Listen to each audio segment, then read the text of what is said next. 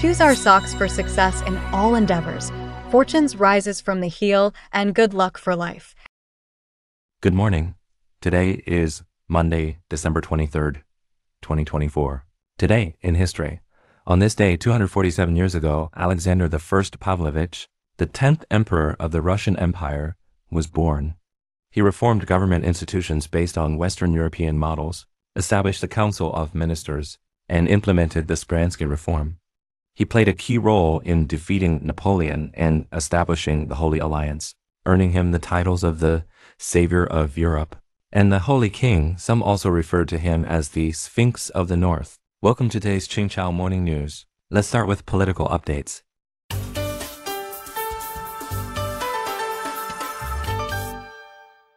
UK has deported 13,500 illegal immigrants. According to Bloomberg News, the British Home Minister recently announced that since the British Labour government took office in July, it has deported 13,500 people illegally staying in the UK, the highest number since 2018. Immigration was a key issue in the previous UK general election, with former Prime Minister Sunak's inability to control immigration contributing to the Conservative Party's loss to the Labour Party led by Starmer. The Anti-Immigration Reform Party also gained support. The Labour government has organised 33 charter flights for deportations and announced an investment of around £8 million in new technology, including body cameras and biometric equipment, to support the effort. Korean Special Forces commander arrested. Yonhap News Agency reported that the South Korean Investigation Headquarters recently issued an arrest warrant for Kwak Jong-kun, commander of the Army Special Operations Command.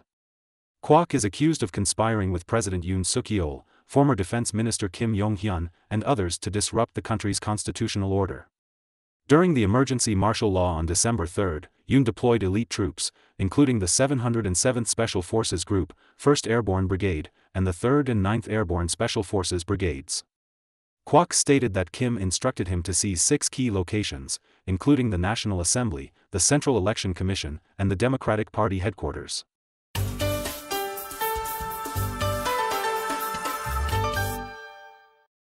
Russian troops 1.5 kilometers from key eastern Ukrainian town. Agence France-Presse reported that a pro-Russian war blogger stated that the Russian army launched an offensive from the south and is now just 1.5 kilometers from the strategic town of Pokrovsk in eastern Ukraine. Some special forces have already entered the area, which serves as a key transportation hub. Pokrovsk is vital for Ukraine's logistics, connecting several fortresses in Donbass and housing significant coking coal mines essential for steel production.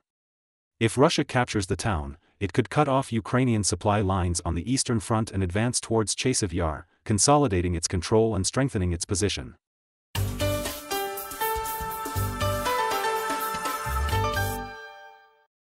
New York living costs dropped to 15-year low. According to Bloomberg News, data from the U.S. Bureau of Economic Analysis shows that in 2023, the cost of living in the New York City metropolitan area was 12.5% higher than the national average, a record since 2008. However, the cost of living in New York City has dropped to its lowest level in 15 years.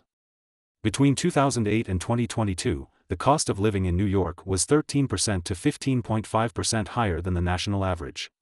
Analysts suggest that the inflationary shock from the pandemic has had a lasting impact, boosting the appeal of states like Florida, Arizona, Georgia, and the Carolinas.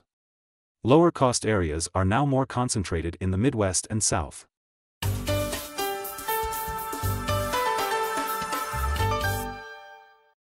HSBC Australia sued by regulators.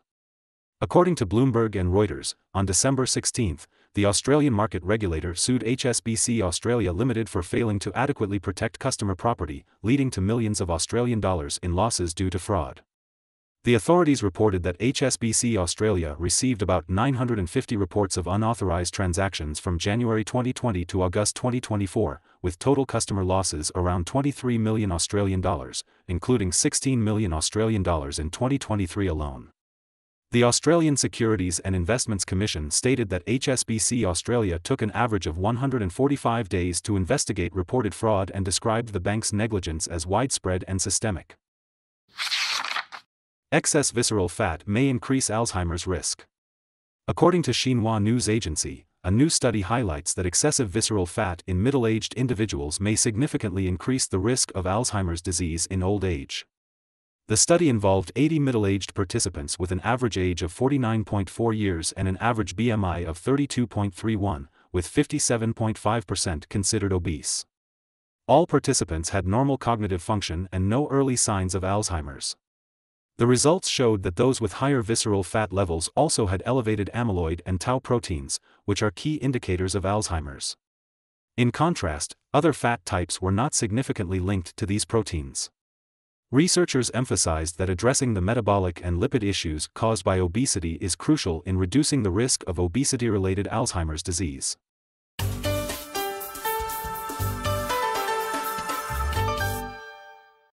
Rare high-ranking officer figurine unearthed in Qin Terracotta Army Pit. China News Network reported that archaeologists recently discovered a rare high-level military official figurine in Pit No. 2 of the Qin Terracotta Warriors in Shaanxi Province. This is the first such discovery since the pit's official excavation in 1994. Experts say the find is significant for studying the military organization and system of the Qin dynasty. Only 10 high-level military officials have been unearthed in the Qin Terracotta Warriors so far. This year marks the 50th anniversary of the Qin Terracotta Warriors excavation. Over the past 5 decades, archaeologists have discovered pits 1, 2, and 3, covering more than 20,000 square meters. They have unearthed over 2,000 terracotta warriors and horses, along with significant artifacts like bronze chariots, stone armor, and 100 opera figurines. These discoveries have clarified the main remains of the Qin mausoleum, providing a scientific basis for its protection and display. According to Chiwo Daily, the main contract of urea futures recently closed down 2.03%. The ex-factory price of urea in the mainstream delivery area dropped to around 1,700 yuan per ton, marking a new low in the past 4 years. That's all for today's Qingchao Morning News. Thanks for watching. Join us at the same time tomorrow.